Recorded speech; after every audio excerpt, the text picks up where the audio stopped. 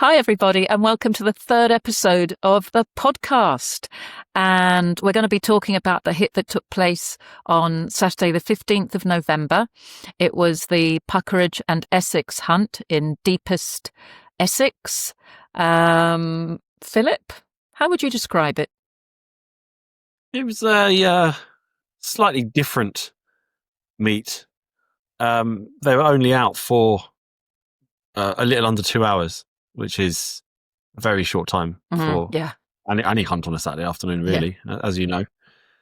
So they met at a place called Alfamstone, which is roughly halfway between Colchester and Havering, near the Essex-Suffolk border.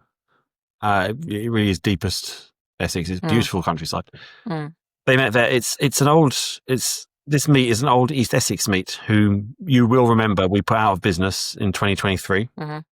And since then the Puckeridge have inherited East Essex country, and so they're using this meet.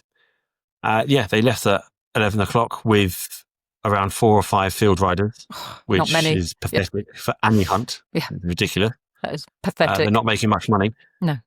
And they immediately they trotted up the road a little way, and then huntsman Matcham began to cast his hounds into some very thick understory, a very large area of understory as well, where a human trail runner could not have made it into, but several foxes probably lived. So we did what we do as hunt saboteurs. We stopped them, we disrupted them. He had to pull his hounds out.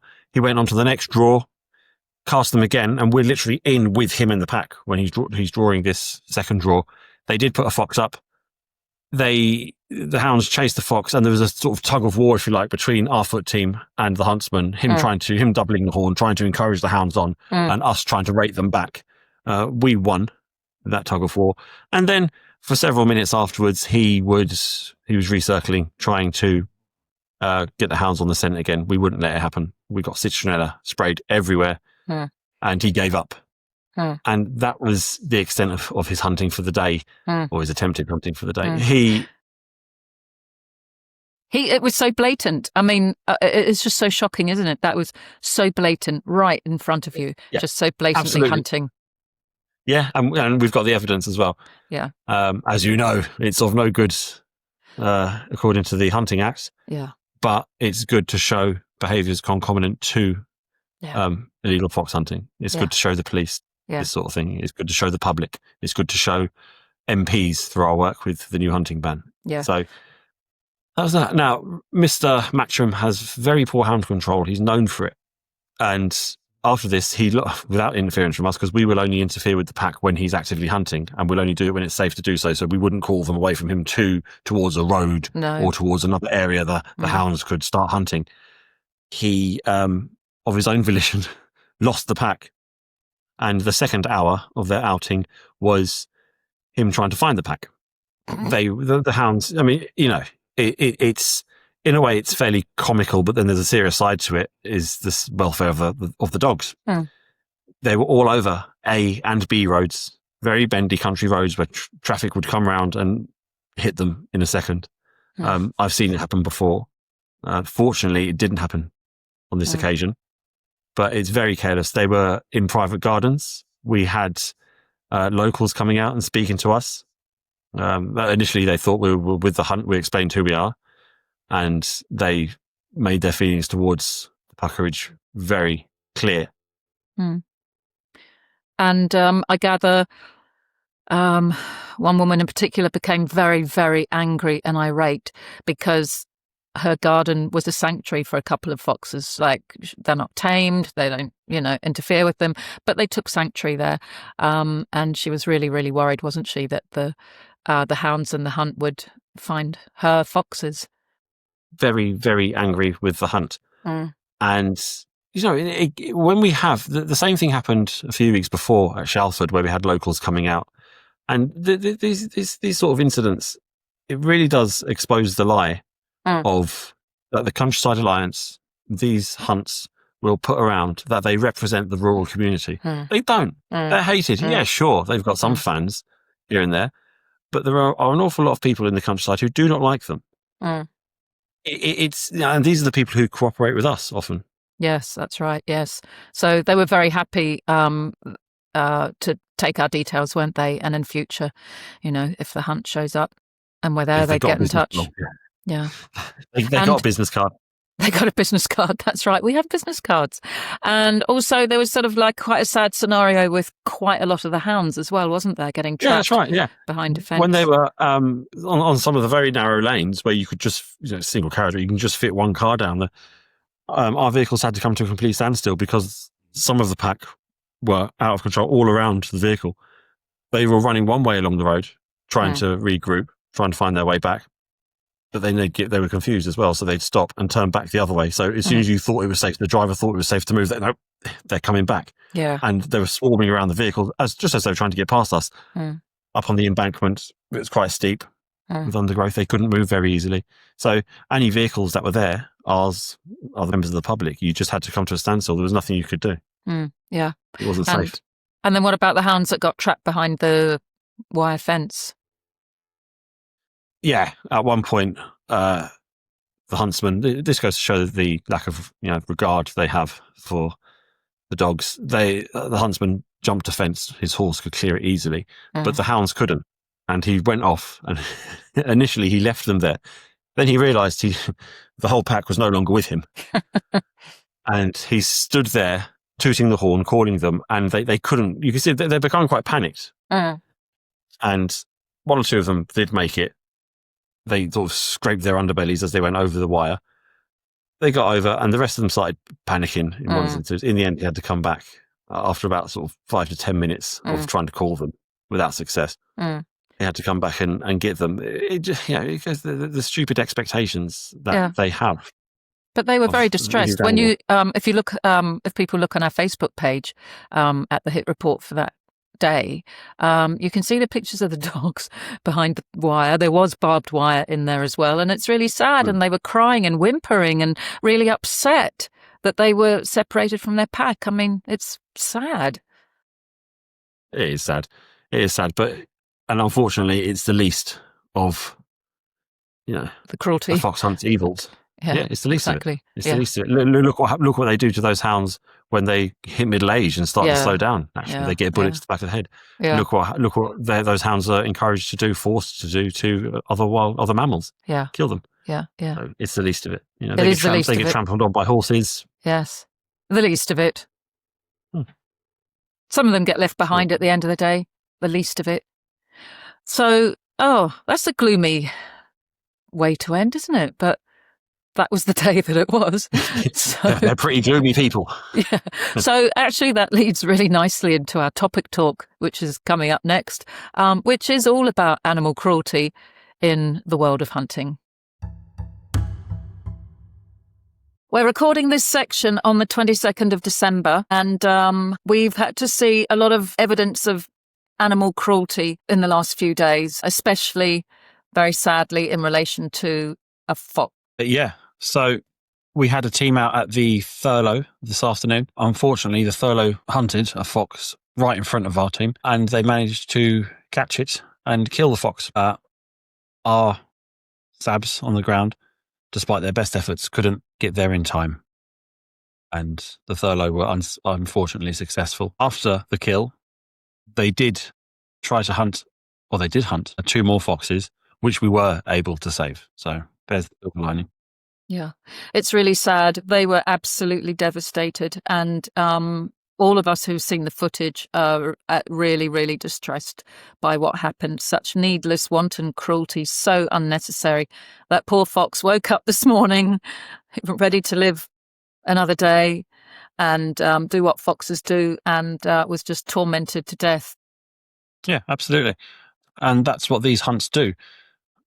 A pack of around 25, 30 foxhounds were put into that fox's habitat deliberately by the Thurlow huntsman with the aim of flushing the fox to be chased.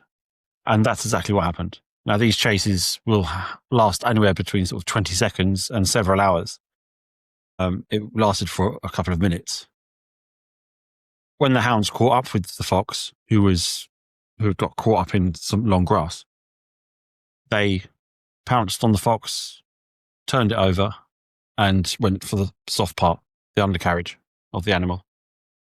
And that brought about the animal's death. It's obviously it's not a very nice way to spend your last few minutes, and it's not a very nice way to be killed. I can't imagine it, and I can't imagine the fellow Sabs having to witness it as well. So, the hounds, we mustn't demonize the hounds. I mean, they're just doing what they're trained to do. And by nature, they're actually really docile and really gentle and really just crave affection, don't they? And we also saw the horrendous sort of incident of a hound on Saturday the 20th. We were at the Grafton Hunt in Northampton, and the foot team that I was in were heading in one direction, and just really, really luckily, one of the Sabs in the group saw about 100 feet away, some undergrowth, some very high barbed wire, and I think she must have just caught sight of the hounds jumping over this barbed wire, but then she saw the last hound getting trapped, and 3 feet was 2 feet were on the ground, and then one of the rear legs was caught in the barbed wire by the foot. So of course we charged over, and we weren't able to release it at all, and it was completely strung up, almost like those awful sights you see in butchers' shops of animals strung up, and it wasn't making a peep. It was just completely silent, obviously terrified. And so luckily someone was able to run away. We found a rider who just happened to have wire cutters in his back pocket. One of our Sabs held his horse, and he ran over and he was able to release the hound. The hound limped for a little while and then ran off, and presumably was absolutely fine.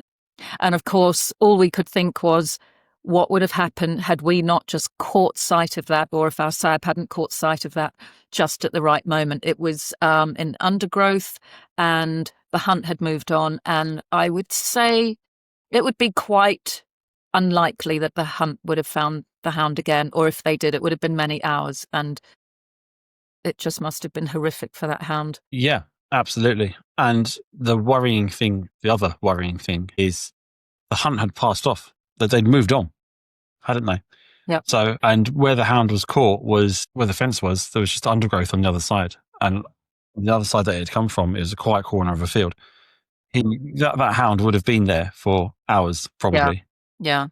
The only way they would have found that hound would have been by luck. Yeah. If they happened to circle around and heard it, or just happened to see it in that little corner. Yeah. So, yeah, it's there's no excusing it, really. It goes with the argument that it's another reason why it's irresponsible to take 20, 25, 30 dogs, well, they are dogs, out at once. It's irresponsible. It's silly. Even professional dog walkers don't do that. So where's the difference with this hunt? Yeah, exactly. And, we've both got dogs, and I must admit, today I've just held my dog that little bit closer and just thought, thereby luck or grace or whatever, you were born into a life where you have a cozy life with a sofa and, all the affection and love, and the life of these hounds, Philip. I mean, it's not fun, is it? No, it's not. They're bred in puppy mills.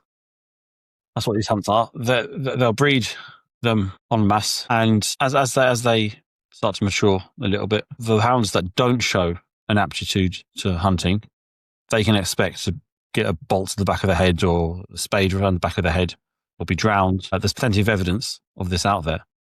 The hounds that do make the cut could expect 3, 4, 5 tops years of being used to hunt foxes, being forced over barbed wire fences, being forced into undergrowth that they can't really get through, thorns and all sorts, being forced to chase foxes across public roads, B roads and A roads. We've all seen hounds being hit by cars and trucks across railways, live railways. If they make that, if they get through all that without being seriously injured or killed, then as soon as they get to sort of 5 or 6 and start, a dog's middle age and start to slow down naturally, well, then they're no good to the hunt, are they? So they get a bolt to the back of the head and they're killed. So it's not much of a life. Short and cruel life is what it is. We've seen that footage, haven't we? One of the hunt workers dragging the hound along, and the hound, probably knowing where he's going, because he's like the line of like several dogs being executed like that, and he's like pulling back and he's being dragged. You don't see it, but you hear the shot, and then you just see the dog being held up by one leg and then just thrown in, I don't know what it was, don't think it was an incinerator, thrown somewhere, and then the guy just walks A off. bin. A bin. It was a bin. It was a large bin. Yeah, and that just proves that that's all these animals are to these hunts. They're tools. And once they're no good, they can be thrown away. Yeah. It's no fun for the hounds. It's no fun for the foxes. It's not fun for the wildlife. So, on a lighter note, we're going to be going over to Bridget now for a fun foxy fact.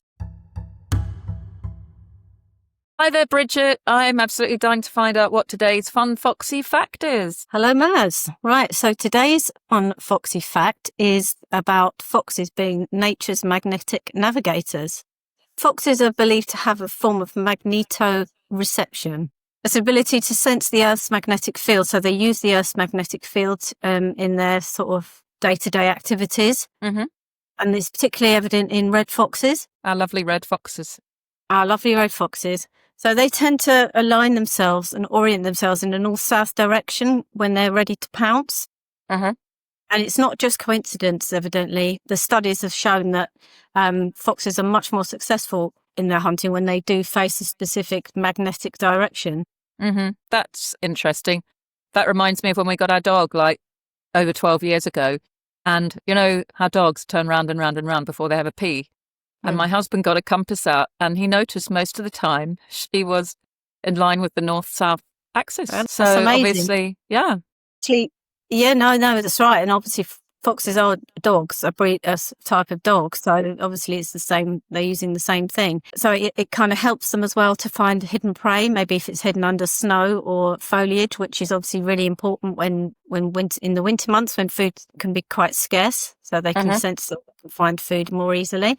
It's actually not just foxes, it's been observed in other animals too, such as birds and sea turtles, with migration and laying of the eggs on the beaches. It helps them find their way around, find their way around, obviously, in the dark when they're out a lot. Yeah, they do have quite good eyesight. Want to find their way back home.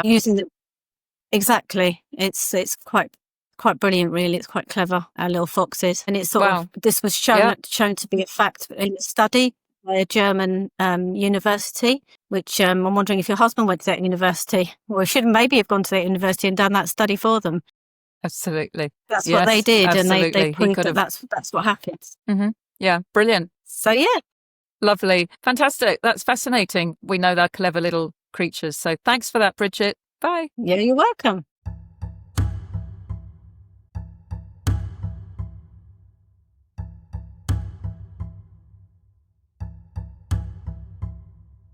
You can find us on Facebook, on Instagram, if you want to give us a follow or a like or find out more about what we do. If you wish to make a small donation, because we are an independent group, you'll also find our PayPal link there. Thank you very much for watching. See you next week, guys. Bye.